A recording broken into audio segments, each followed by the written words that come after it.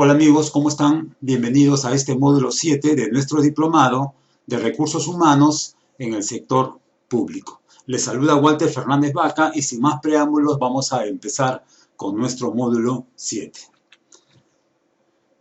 El día de hoy vamos a aprender una importante capacidad. Vamos a ver todo lo referente al régimen disciplinario en la gestión pública, ¿no? Vamos a ver la importancia del procedimiento administrativo sancionador, más conocido como el PAP, o también algunos lo llaman como el temido PAP, ¿no? Algunos solamente le dicen el disciplinario, ¿no? Involucra que un servidor público ha pasado al disciplinario. Esto implica de que un servidor público está pasando por el procedimiento administrativo sancionador, de acuerdo a las normas del servicio civil en el Perú, específicamente la ley Servir, ¿ok? Seguimos entonces. Otra vez, rápidamente avanzamos y les explico, no tan detalladamente como en las otras clases, les explico el corazón de todo lo que es servir, ¿no? El corazón de todo lo que es servir involucra el estudio de los subsistemas administrativos de gestión de recursos humanos, ¿no? Tenemos la planificación de las políticas de recursos humanos, vamos a aprender a hacer las estrategias, ¿no? Vamos a planificar cómo vamos a organizar nuestra entidad, así como también otro subsistema es la organización del trabajo y su distribución.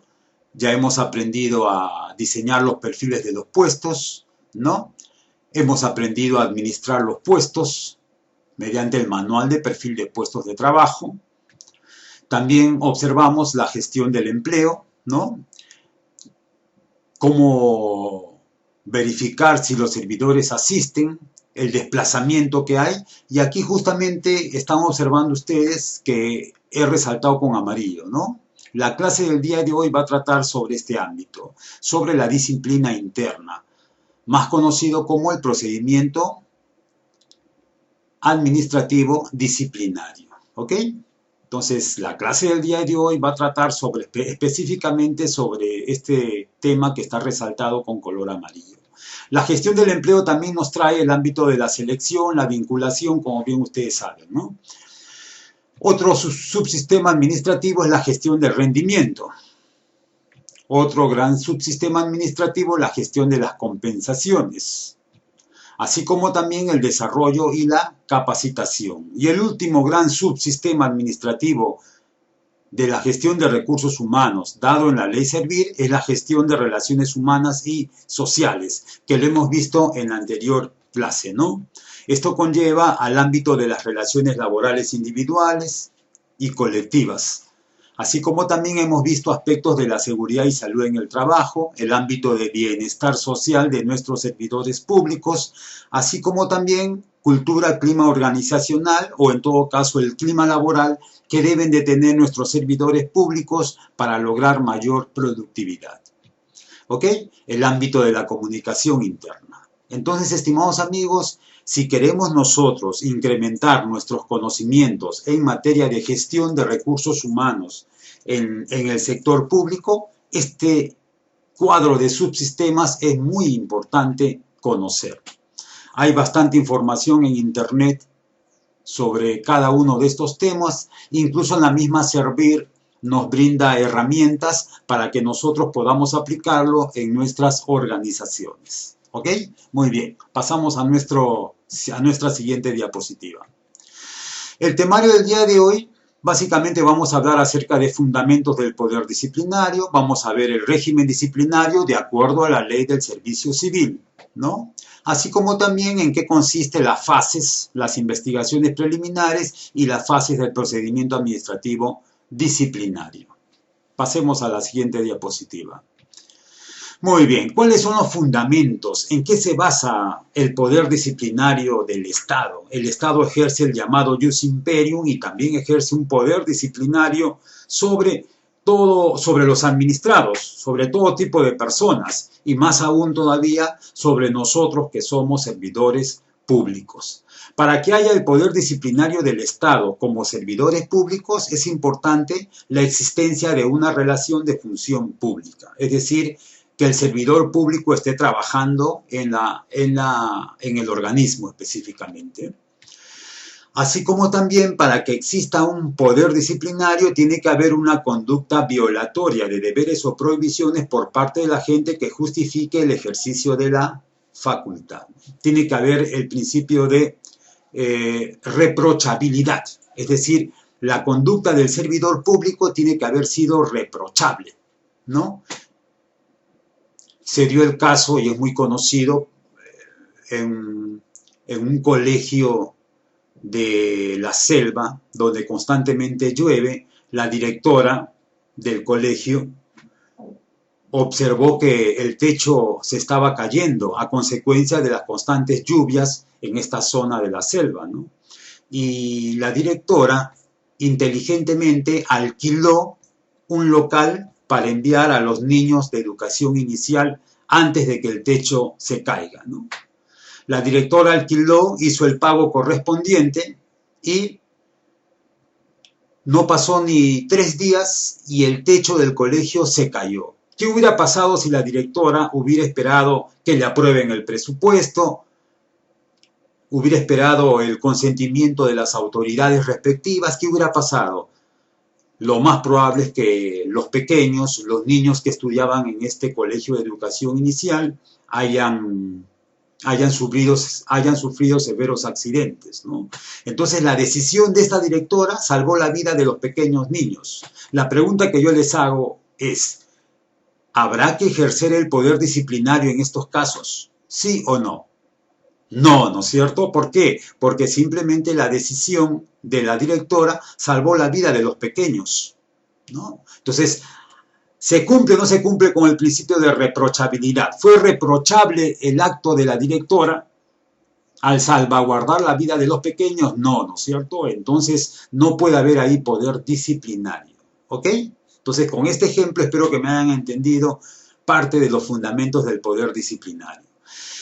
Otro fundamento del poder disciplinario es el de asegurar el adecuado funcionamiento de la administración pública, ¿no? La administración pública ejerce su autoridad y de alguna otra manera funciona en base también a este tipo de sanciones que forman parte del poder disciplinario del Estado.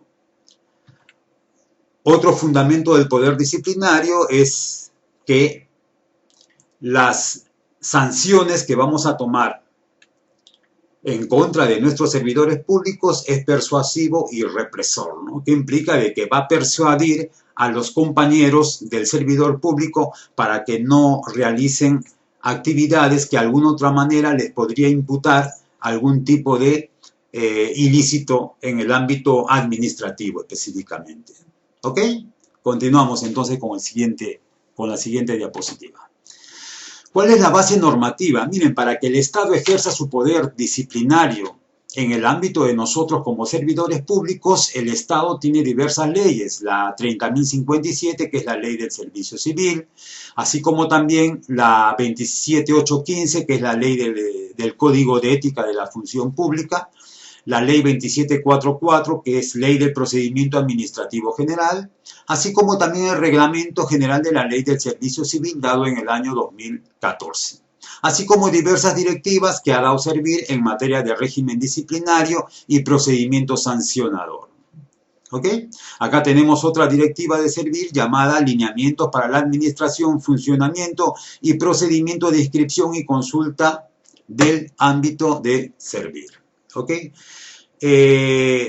RNSD, Registro Nacional de Sanciones, es decir, cualquier servidor público que haya sido sancionado con destitución, con suspensión, inmediatamente la Oficina de Recursos Humanos va a tener que colocar y el servidor público sancionado va a figurar en una gran base de datos que es el Registro Nacional de Sanciones y Destituciones en el ámbito de los servidores públicos en nuestro país. ¿Ok? Continuamos entonces. El ámbito de aplicación. ¿Quiénes son los que entran al régimen disciplinario de la ley Servir?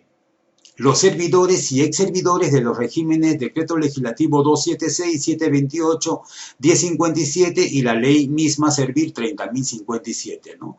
Al respecto, estimados amigos, aquí hay una crítica, ¿no? ¿Por qué aplico la ley Servir si los trabajadores que están en el decreto legislativo 276 y 728 no están comprendidos dentro de la ley Servir? Entonces es una simple observación y es todo un debate, ¿no? Pero bueno, vamos a seguirnos a la ley.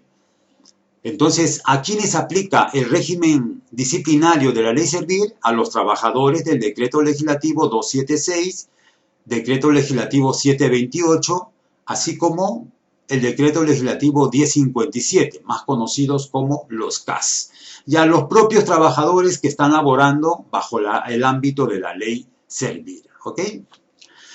Si un médico de un hospital es sujeto de una sanción en el ámbito disciplinario, ¿podrá estar bajo el ámbito del procedimiento administrativo disciplinario ley Servir? No, porque ellos tienen su propio régimen. Un profesor de un colegio, un profesor de universidad, tampoco, porque ellos tienen su propio régimen. Les reitero, estimados amigos, los únicos servidores y ex servidores que están sujetos al ámbito del procedimiento administrativo disciplinario de la ley Servir son los que están en el decreto legislativo 276, decreto legislativo 728, así como en los CAS, que estarían en el ámbito del decreto legislativo 1057. ¿Ok? El ámbito de aplicación también es para todo personal que ejerza función pública, incluidos los gerentes que están en el fondo de apoyo gerencial, ¿no? Que cumplen funciones estipuladas dentro del ámbito de documentos de gestión de la entidad. Los funcionarios públicos de libre designación y remoción y de designación, los directivos públicos, servidores civiles de carrera, actividades complementarias y de confianza. Ellos también están en el ámbito de aplicación del procedimiento administrativo disciplinario de la ley Servir. ¿A quiénes excluye el PAP? ¿A quiénes excluye el disciplinario de la ley Servir? A los ministros, al defensor del pueblo, al Contralor General, miembros del Jurado Nacional de Elecciones, OMPE, jefe de la RENIET, miembros del directorio BCR, así como de la SBS, ¿no? Ellos están excluidos el ámbito del PAT, ¿no? Procedimiento Administrativo Disciplinario de la ley Servir. ¿Ok? Muy bien. Pasemos entonces a la siguiente diapositiva.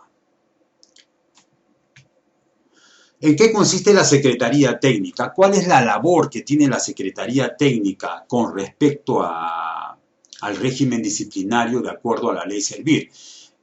La Secretaría Técnica apoya el desarrollo del procedimiento disciplinario, ¿no? Así como también puede ser designado en adición a sus funciones o específicamente para dicho propósito. Puede contar con el apoyo de servidores civiles. La Secretaría Técnica es una oficina que depende específicamente de las oficinas de recursos humanos de las entidades.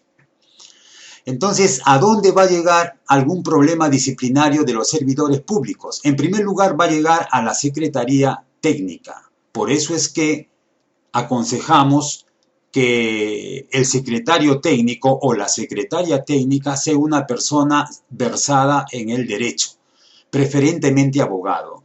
La ley no te obliga a que sea un abogado, pero preferentemente que sea un abogado y que conozca del régimen laboral en el ámbito de la gestión pública, que como yo les dije es muy diferente a los regímenes laborales en la actividad privada.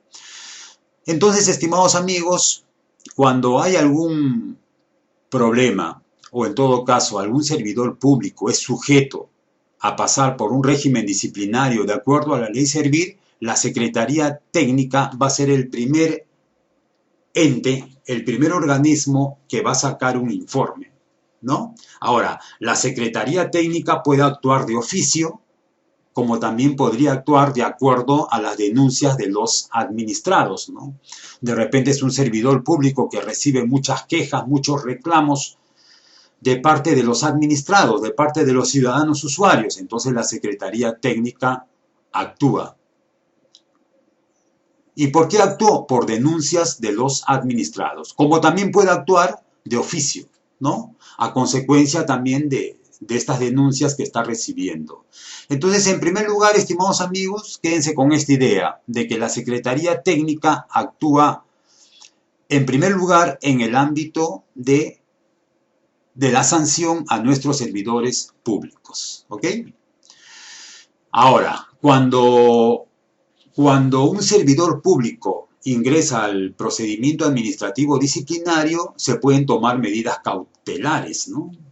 ¿Cuáles son las medidas cautelares que se pueden tomar? Es separar al servidor de sus funciones y ponerlo a disposición de la Oficina de Recursos Humanos, ¿no?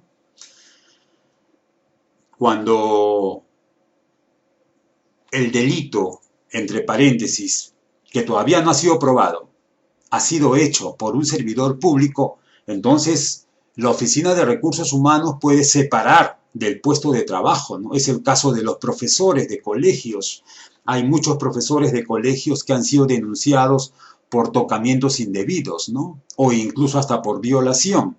Entonces, inmediatamente la Oficina de Recursos Humanos respectiva ordena separar momentáneamente a este docente que está siendo acusado por medidas en el ámbito de los tocamientos indebidos, ¿no? Es por eso que estas medidas cautelares se exonera al servidor civil de la obligación de asistir al centro de trabajo. En caso que haya sido declarado inocente, ¿no?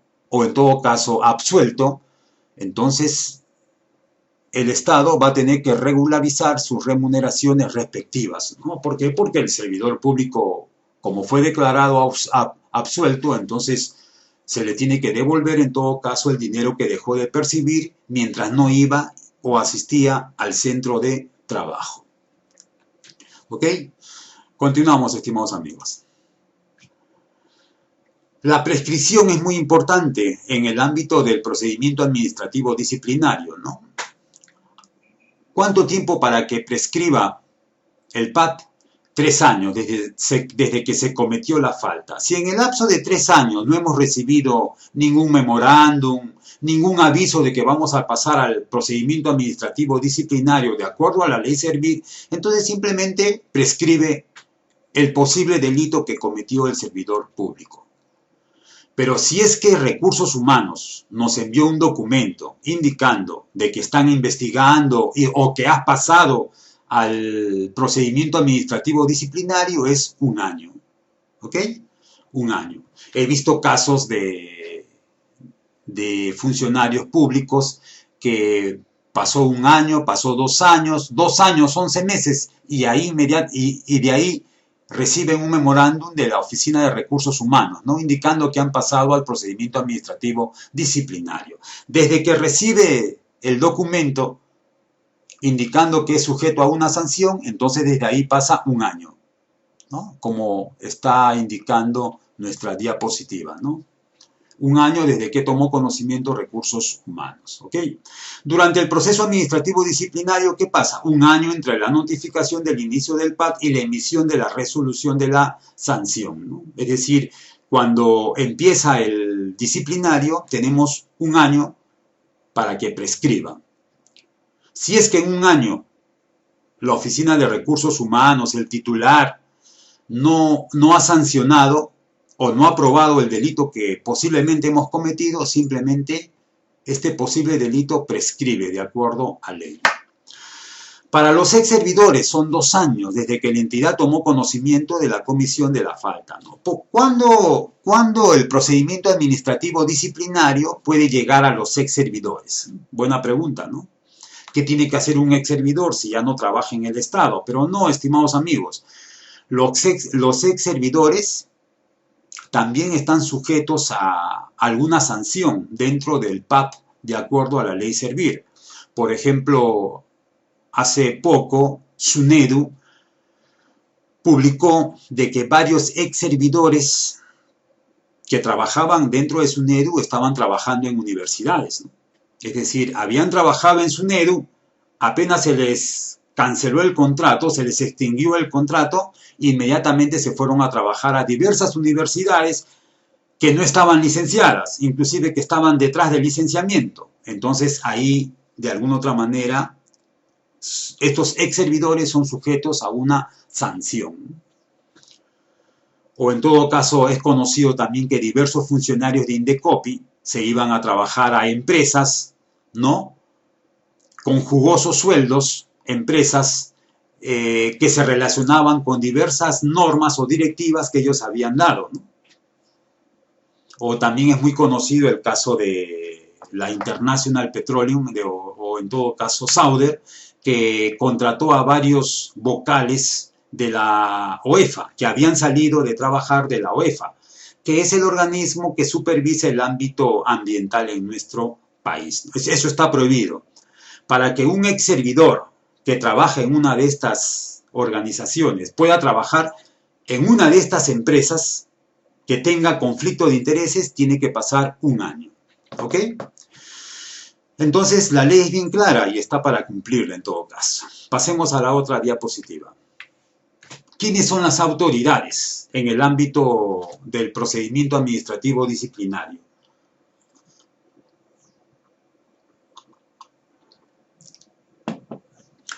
Aquí vamos a observar también las sanciones, ¿ah?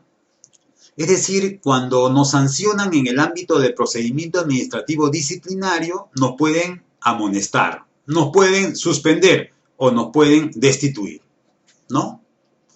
La amonestación, estimados amigos, puede ser verbal o escrita, pero si es verbal, tiene que ser una amonestación verbal, como dice la expresión, ¿no es cierto? Porque también en mi largo caminar por municipios y gobiernos regionales y ministerios he visto que, como la ley Servir dice que haga una amonestación verbal, envían un memorándum, ¿no?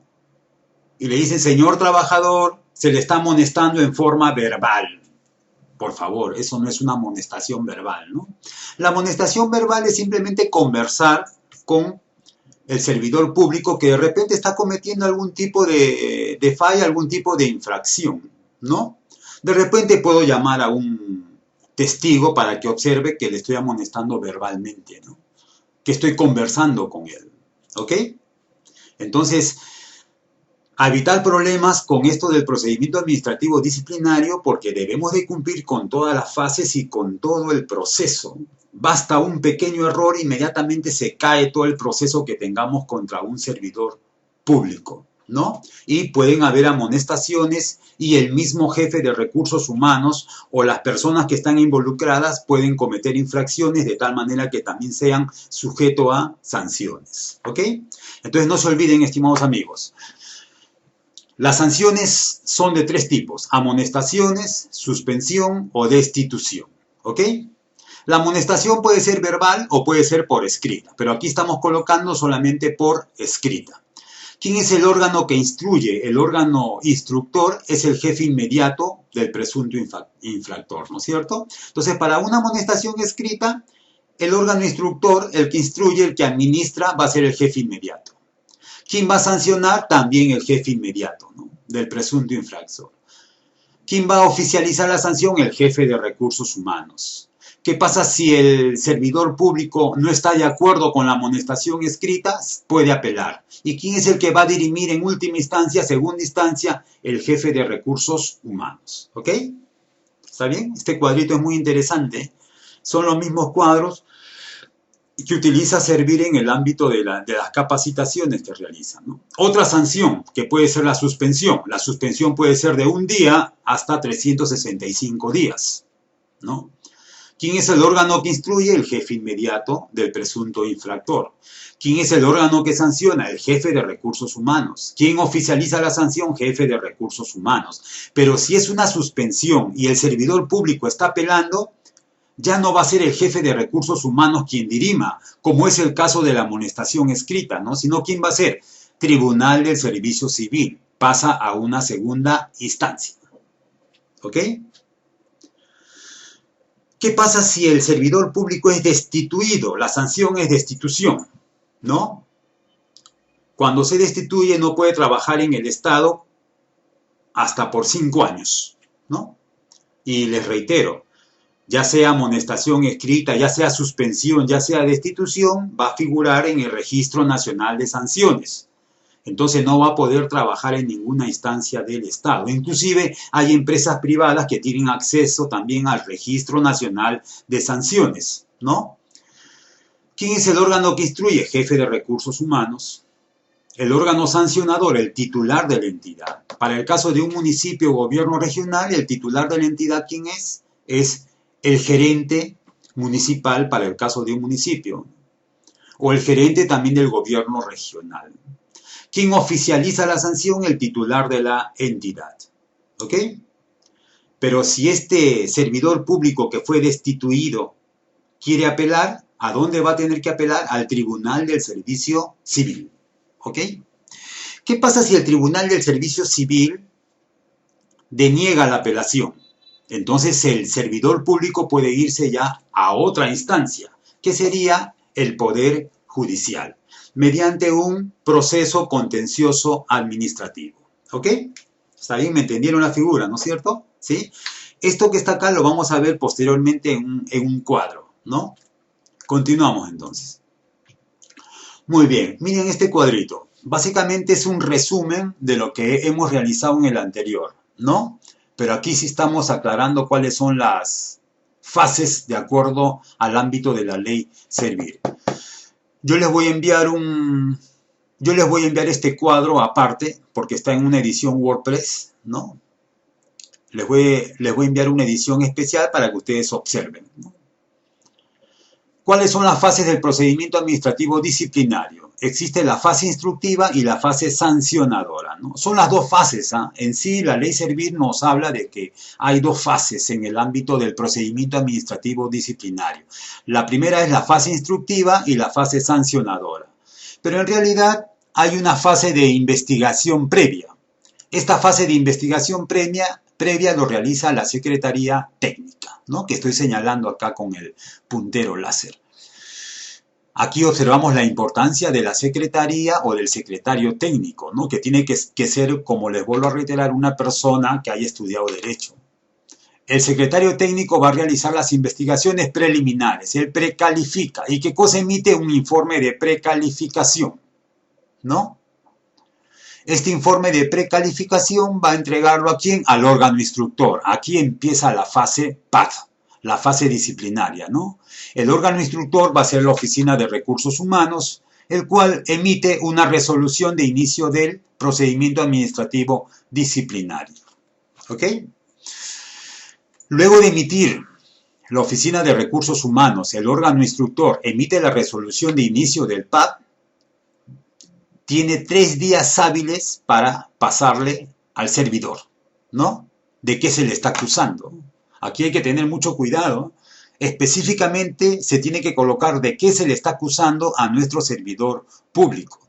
¿Por qué? Porque si en la notificación solamente se le acusa de A, B, C, pero después cuando pasa al órgano sancionador, el servidor público observa de que hay A, B, C, D, E, F, G hasta la Z, entonces definitivamente el proceso se cae. Entonces, les reitero, estimados amigos, hay que tener mucho cuidado con esto, ¿no? Cuando se da la resolución de inicio del procedimiento administrativo disciplinario, la Oficina de Recursos Humanos tiene 3 días hábiles para notificar al servidor. El servidor va a tener 5 días hábiles para presentar sus descargos y pruebas. Pero estos descargos y pruebas tienen que ser específicamente de lo que se le ha acusado. ¿Ok? Entonces, ¿qué sucede después del descargos y pruebas? El órgano instructor realiza las indagaciones y análisis, dice, ¿no? ¿Ok? Pero para eso hay 15 días hábiles. Entonces, el órgano instructor va a dar también un informe, ¿no? En este informe vamos a ver los antecedentes, vamos a ver quién es la identificación de la falta para que se cumpla con el principio de la legalidad, el principio de la tipicidad dentro de la ley Servir, ¿no? Vamos a ver pronunciamiento del servidor, ¿no? Reconsideraciones, así como también un proyecto de resolución. El órgano instructor, ¿qué está pidiendo? ¿Qué sanción? ¿Destitución? ¿Suspensión? ¿Qué está pidiendo el órgano instructor? Eso también hay que hacer acá, pero es un proyecto, ¿no? Y al final, la Oficina de Recursos Humanos, como órgano instructor, entrega ¿a quién? Al órgano sancionador, ¿no? Al órgano sancionador. El órgano sancionador recibe el informe del órgano instructor y tiene 2 días hábiles para comunicar al servidor, ¿no? Fíjense en cuántas partes del proceso el servidor público tiene para defenderse, ¿eh? Tenía para defenderse con el órgano instructor y ahora tiene también para defenderse con el órgano sancionador. Inclusive el servidor público puede presentarlo por escrito, ¿no? Puede presentar por escrito sus descargos, así como también solicitar un informe oral, ¿no? Es decir, exponer cuáles son las razones o en todo caso exponer sus descargos, ¿no?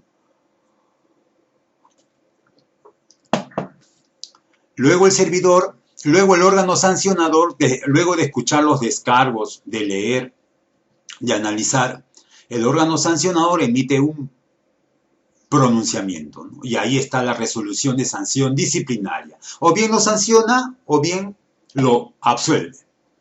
¿Ok? Para eso tiene 10 días hábiles específicamente, ¿no? Vamos a suponer que lo sanciona, suspendiéndolo 30 días, ¿no? Entonces, pero también en esta resolución de sanción tiene que colocar los antecedentes, cuál ha sido la falta incurrida, cuál ha sido la responsabilidad del servidor, así como la sanción impuesta. Les vuelvo a reiterar, la sanción puede ser la suspensión de 1 día hasta 365 días, como también podría ser la destitución, ¿no? ¿Qué sucede si es que el servidor público no está de acuerdo con la sanción, ya sea suspensión, ya sea destitución? Pasa a una segunda instancia, que sería, ahora sí, el ámbito de servir. Pasa a la segunda instancia donde la autoridad que es servir va a dirimir, ¿no es cierto? Hay una resolución de segunda instancia, 30 días hábiles, ¿no? Recurso impugnativo. Entonces aquí es donde entra servir. ¿Qué sucede si es que servir dice, estás muy bien destituido? No, la destitución estuvo de acuerdo a ley. Entonces, ¿el servidor público a dónde puede ir? Puede ir, estimados amigos, al Poder Judicial, mediante un proceso contencioso administrativo, ¿no? ¿No está de acuerdo con la suspensión de 60 días? Puede ir a Poder Judicial, pero luego de pasar por todas las instancias. Aquí es donde, en todo esto es donde acaba ya el proceso administrativo, ¿no? ¿Sí? La contienda administrativa acaba acá y entra a otro tipo de proceso que sería el ámbito del Poder Judicial. ¿Ok? Este cuadro yo les voy a mandar aparte de las diapositivas y así como también muy aparte del examen, porque es un cuadro muy interesante. ¿Ok? Muy bien, continuamos, estimados amigos. En el ámbito de hostigamiento sexual, por si acaso hay otro tipo de proceso, ¿no? Miren ustedes lo que pasa en el ámbito de hostigamiento sexual, que se ha incrementado en los últimos años en nuestras instituciones públicas, así como también en el ámbito de la actividad privada, ¿no? La Oficina de Recursos Humanos recibe una queja, denuncia verbal o escrita, ¿no? Inmediatamente la Oficina de Recursos Humanos tiene que demostrar y tiene que dar atención médica y psicológica a la víctima. Inmediatamente tiene un día hábil para esto, ¿no? Así como también la Oficina de Recursos Humanos, recibido el reclamo o la queja, tiene que tomar medidas, ¿no? En 3 días hábiles tiene que tomar medidas de adopción o medidas de protección, ¿no? La Oficina de Recursos Humanos ahora tiene un día para pasar a un comité para que informe sobre esto, ¿no? Se va a formar un comité en el ámbito de prevención del hostigamiento sexual, ¿no? Este comité emite un informe y se va al órgano instructor, ¿no? El órgano instructor en 30 días calendarios, excepcionalmente por 15 días más, tiene que sancionar, ¿ok? No tiene el año que tiene el disciplinario en los anteriores casos que hemos visto. Aquí en 30 días o máximo 45 días ya tiene que haber una sanción, ¿no? Y ojo, acá hay algo muy importante. La Secretaría Técnica informa dentro de las 24 horas a la Oficina de Recursos Humanos de la queja o denuncia, en caso tome conocimiento. ¿Ok, estimados amigos?